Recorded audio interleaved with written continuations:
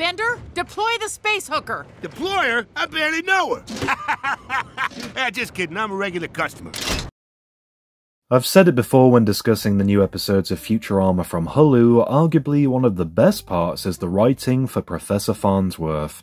His dialogue and impeccable timing from voice actor Billy West makes for some of the best laughs on the show, and when I found out he was getting his very own episode in this run, naturally I was very excited to see what the writers were going to come up with.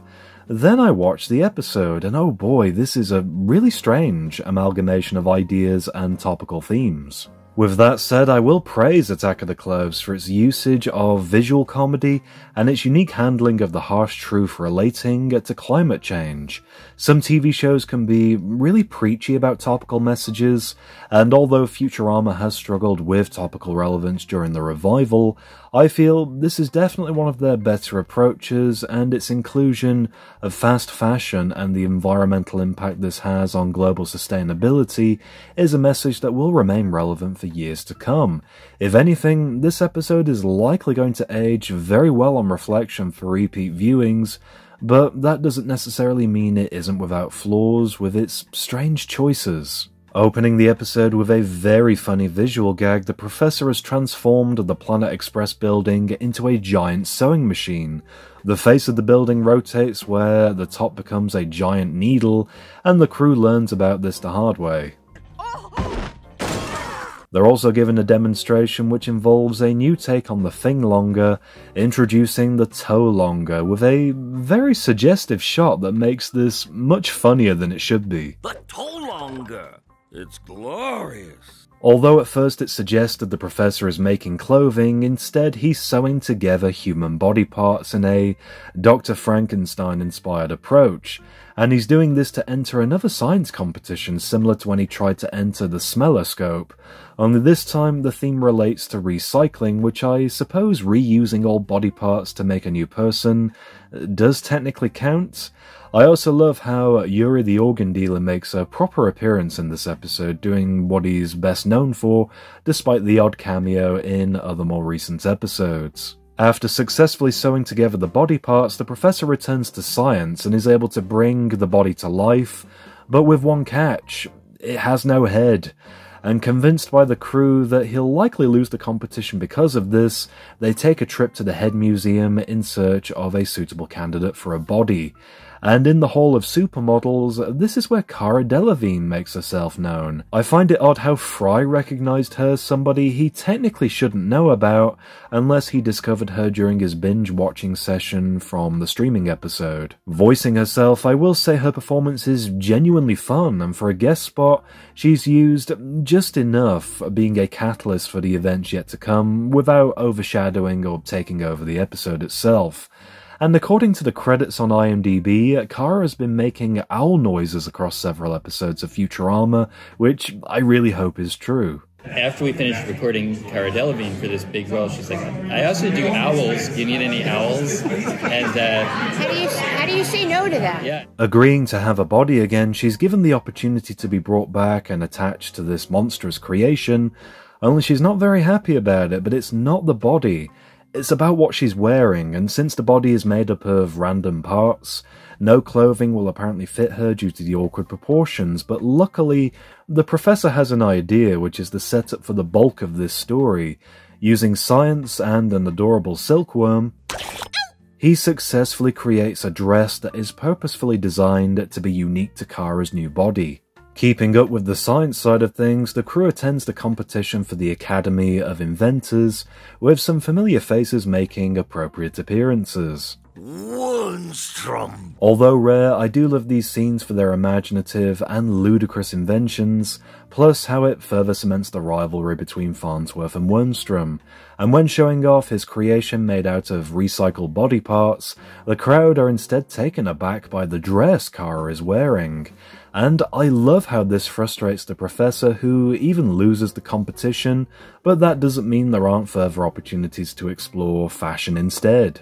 Leaving the academy with Kara, the dress captures the attention of the media, which starts the professor on a very bizarre journey. Moving away from his beloved comforts of science, he admits that fashion was his first love, and so the rest of the episode is spent with him awkwardly pursuing a side of him that we have never seen before. Does this work for his character? It's a weird adjustment, but I like how it boils down to creativity being hyperbolized. There's so many estranged connotations with being a fashion designer or artist, and he's given a new wardrobe reflective of these changes, and I do like how adaptable he appears to be. Adjusting to his new lifestyle and celebrity status, Farnsworth becomes a fashion sensation overnight, with a label referred to as the House of the Professor, and all the wealthy characters are seeking a perfectly tailored garment that feels exclusive to them, and there's a lot of fun ideas to explore relating to how this sensation becomes more of a 15 minutes of fame charade, which perfectly ties into the B-plot looking at Dr. Zoidberg. And although it does feel forced in my opinion, once again we deliberately play on Zoidberg's suffering, being the butt of many jokes, and it gets to a point where it looks as though he'll even take his own life, but luckily that is not the case. No, stop! Jealous that only the wealthy are able to benefit from the clothes made from moth cocoons, Zoidberg and Kara convince the professor to look into mass-producing his unique style of clothing.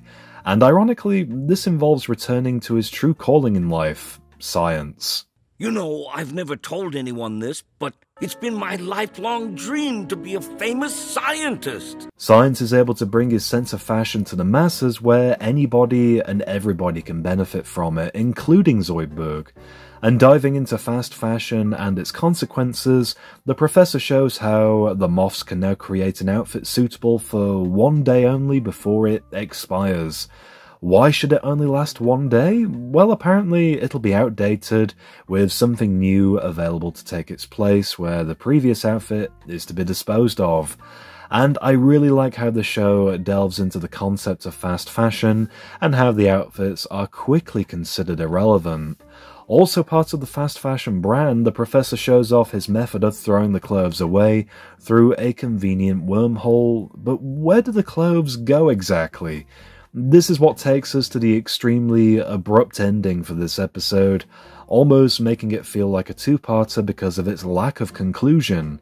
On the other hand, I feel as though the ending has been constructed to deliberately feel unresolved. With Zoidberg now able to embrace fast fashion, in his nature he doesn't take the clothes for granted like everybody else does. He'd rather hold on to the same pair of pants than mindlessly throw them away. He doesn't care about what's currently trending, and I like how this stays true to his character. He regrets throwing away a pair of pants, which leads the crew to learn about the cruel disposal method, and taking a journey into the wormhole, they discover a planet buried beneath mountains of clothes, where an entire civilization has been destroyed by the professor. And leaving Kara behind in this wasteland, the crew does safely return home, with Zoidberg having secured his pants. However, in one last twist of fate, it turns out that the wormhole leads to planet Earth's near future, and ending on a very bleak note, clothing begins to rain from the sky, cementing how the damage that has been done cannot be reversed. Overall, this episode felt experimental, tackling ideas relating to climate change, the planet's sustainability, along with the long-term harm fast fashion trends could potentially cause. And although the ending may feel like a cliffhanger awaiting a follow-up with a resolution, the whole point is that it's far too late for that now. The damage is done, and this message is driven home by the bittersweet idea that I feel most viewers may not appreciate. Relating more to the show's lore, when the trailer dropped for the new season, Zoidberg was seen with a mysterious new lady, and these scenes did take place in this episode where this woman did look very reminiscent of Marianne from the episode Stench and Stenchability, but unfortunately, no, it wasn't her. And I know there's a group of devoted Futurama fans who care about Zoidberg and Marianne. Me being one of them, it felt like a good change that, if permanent, would have opened up more possibilities for the writing going forward. But sadly, the writers seem to prefer keeping Zoidberg down on his luck, but with Futurama confirmed for 2 more seasons, just maybe we will see a change going forward where Marianne may return. Who knows, we'll just have to wait and see. Anyway, that's going to do it for my breakdown and review looking at Attack of the Cloves. I hope you did enjoy. If you did, be sure to leave me a like down below. Let me know in the comments how you perceived this episode. As always, I love to hear your thoughts and opinions. And for more content, be sure to subscribe to my YouTube channel at DVD Review Studios.